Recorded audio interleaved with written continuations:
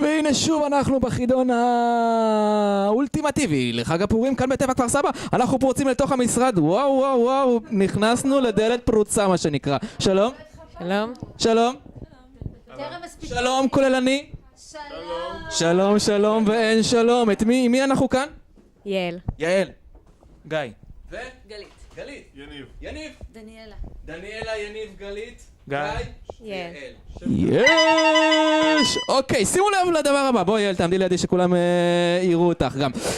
אנחנו נעשה כאן חידון פורים יוצא מגדר הרגיל. הראשון שיענה על התשובה נכונה יזכה ממני בצפצוף, כיף, חיוך וגם פרס. מוכנים? שימו לב לשאלה הראשונה. מי הם שלושת הדמויות הנשיות הבולטות במגילת אסתר בסיפור פורים?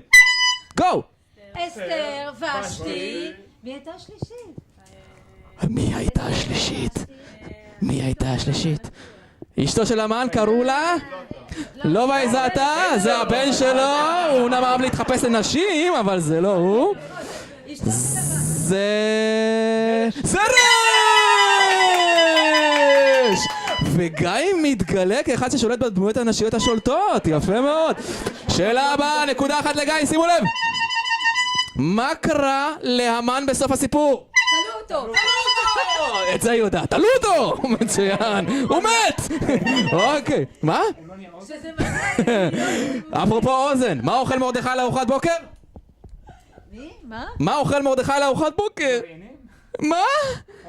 מה הוא אוכל? אוזן המן! לא, סתם הוא אוכל ביצה מקושקשת. אוקיי, שאלה אחרונה, שימו לב, שימו לב, שימו לב! מה הוא אכל? אני לא יודע, תשאלי אותו, מאיפה אני יודע מה הוא אכל? מה אכלו אז? לחם, חלב? שימו לב, שאלה אחרונה, מי שידע את התשובה ינצח ויצא מפה בפרסים שווי ערך. מוכנים? כן? כן. אוקיי. כמה משלמים נסיעות בטבע? 2.83. טוב, גיא, זו הייתה תשובה מונפצת, אנחנו לא יודעים את התשובה האמיתית, לכן אנחנו נקבל גיא, אתה אלוף החידון שלנו כאן בישיבה, מחיאות כפיים לגיא! יעל, כל הכבוד, היית מצוינת, השתתפת המון, שבי בכיסא שלך בבקשה. עד כאן, חברים, תגידו משהו למצלמה? מה? הפרס, מיד, במעמד הענקת הפרס, אנחנו מתבקשים אני לא שומע, זה בסדר, תן לו. מכל הקהל, מחיאות כפיים, שימו לב, גיא, אתה מקבל מאיתנו מדבקות עם לבבות! איזה חמוד, מחיאות כפיים לגיא! חג שמח חברים, שלום ולהתראות! ביי!